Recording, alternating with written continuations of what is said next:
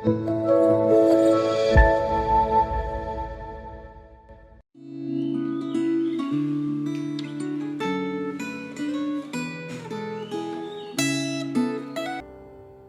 Bapak Ibu Saudara sekalian, kita akan melihat sekali lagi atau melanjutkan sekali lagi perenungan firman Tuhan dari Yeremia pasal yang ke-29.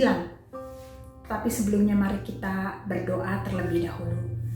Tuhan, kami mau menyerahkan setiap kami ke dalam tangan-Mu. Biarlah kami Tuhan semakin mengenal Tuhan, khususnya apa yang ingin Engkau nyatakan bagi kami untuk kami kenali. Dan kami juga ingin Tuhan mengenal diri kami sendiri Tuhan, sehingga kami tahu bagaimana kami berubah. Di dalam nama Tuhan Yesus kami berdoa. Amin. Di dalam Yeremia 29 ada 4 hal penting yang Tuhan sampaikan kepada orang Israel di pembuangan di Babel melalui nabinya yaitu Yeremia. Yang pertama yaitu tentang perintah, lalu yang kedua tentang peringatan, lalu yang ketiga tentang janji, dan kemudian yang keempat tentang penghukuman. Tuhan menyampaikan satu perintah kepada orang Israel, yaitu dirikanlah rumah untuk kau diami, buatlah kebun-kebun untuk kamu nikmati hasilnya.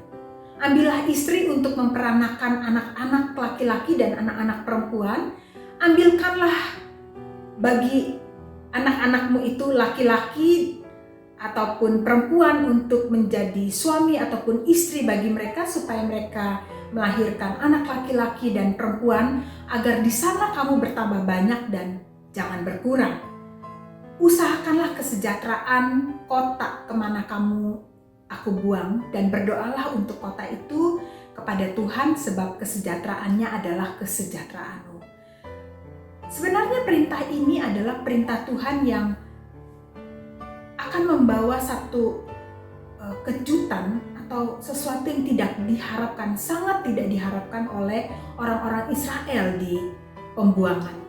Mereka ingin sekali sebenarnya segera keluar dari Babel, yaitu tempat mereka dibuang atau dihukum, mereka sebagai tawanan. Tidak terfikir mereka akan beranak cucu.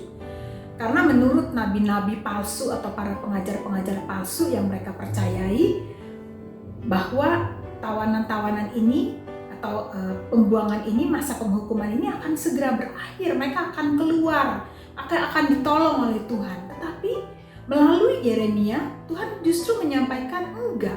Kamu diperintahkan untuk beranak cucu di sana, beranak pinak, bahkan kamu disuruh bekerja.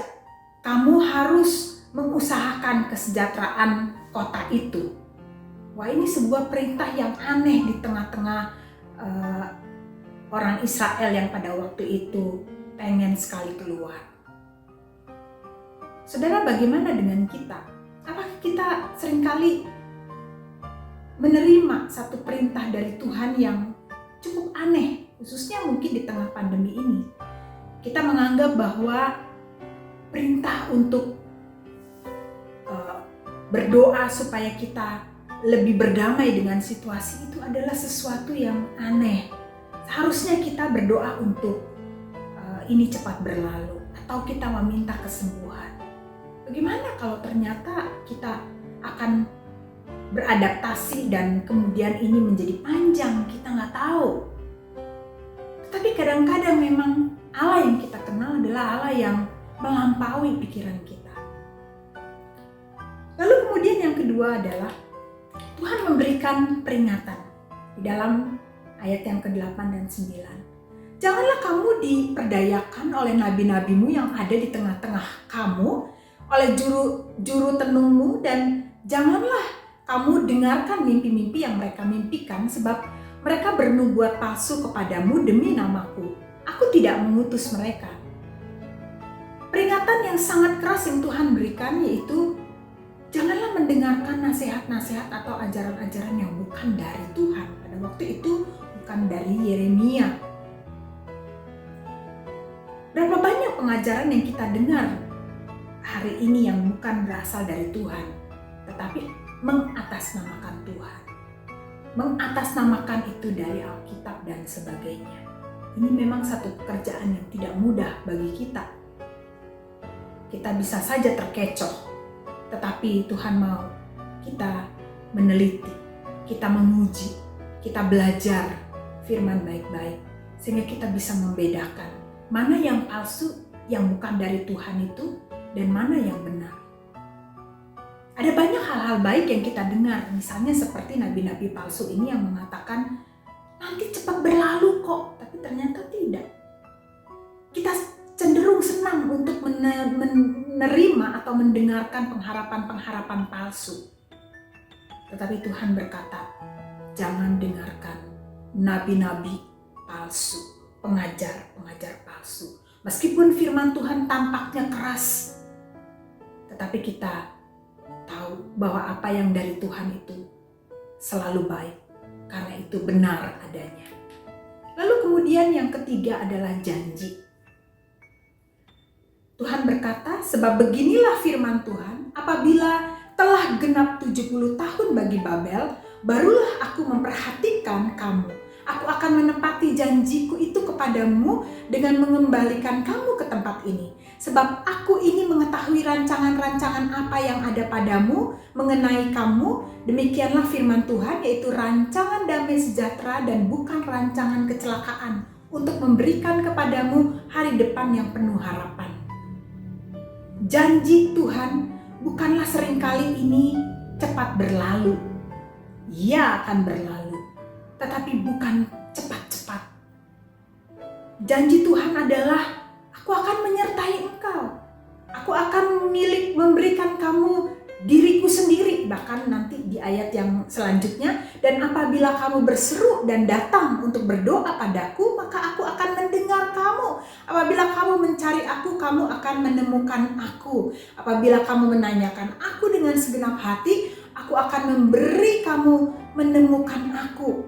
Dan aku akan memulihkan keadaan kamu dan akan mengumpulkan kamu dari antara segala bangsa dan dari segala tempat kemana kamu telah kucerai-beraikan. Demikian firman Tuhan. Dan aku akan mengembalikan kamu ke tempat dari mana aku telah membuang kamu. Janji Tuhan adalah penyertaannya. Dia bukan memberikan segala sesuatu yang berbentuk material atau situasi belaka, tapi dia memberikan dirinya. Dia menjanjikan bahwa dirinya akan mendengar, akan mudah ditemukan, akan menjawab doa-doa, berkenan untuk ditemui, hadir, datang di tengah-tengah kehidupan kita. Bukankah itu satu janji yang luar biasa? Tuhan tahu bahwa kita memerlukan Dia dibanding segala hal. Celaka sekali kalau Tuhan tidak mau hadir, tidak mau mendengar doa, tidak berkenan bahkan. Di tengah-tengah kesulitan Tuhan memberikan janji ini kepada orang Israel. Lalu kemudian yang keempat, hukuman. Di dalam ayat yang ke-15 sampai 32 nanti saudara bisa baca. Di sana Tuhan memberikan satu penghukuman kepada orang-orang Israel yang tidak mau taat, yang tidak mau dengar-dengaran. Dari ayat 15 sampai 32 saja ada 3 kata, mendengar, mendengar, mendengar. Ketidaktaatan, ketidakmauan untuk mendengar, memperhatikan, menyimak, mempercayai. Itu adalah satu hukuman yang Tuhan berikan. Dan bahkan secara spesifik Tuhan menyebutkan 3 nama di sana, yaitu ada Ahab bin Kolaya, ada Zedekia bin Maaseya, dan juga ada Semaya yang akan Tuhan hukum. Ketika janji itu Tuhan wujudkan, 3 orang ini mati sebelum waktunya, sebelum waktu Tuhan datang untuk menggenapi janjinya. Dikatakan mereka akan mati dibakar, mati dipanggang di depan orang-orang Israel oleh Raja Babel yang mereka agung-agungkan itu. Mereka dihukum. Janji itu tidak untuk para pengajar palsu, yaitu 3 orang ini. Mereka mati sebelum mengalami kebaikan dan pemulihan. Mari kita berdoa. Tuhan, kami sebenarnya gentar mendengar firman-Mu ini. Tapi biarlah Tuhan, kami menjadi orang-orang yang menyimak, mendengar baik-baik firman-Mu. Kami tekun belajar sampai kami bukan saja kami mengerti, tapi kami melakukannya. Kami taat kepada Tuhan. Kami bekerja keras Tuhan untuk taat kepada Tuhan. Kristus yang sudah kami miliki memampukan kami Tuhan untuk mengenal Engkau, mengasihi Engkau, menghormati-Mu Tuhan. Di dalam nama Tuhan Yesus kami berdoa. Amin.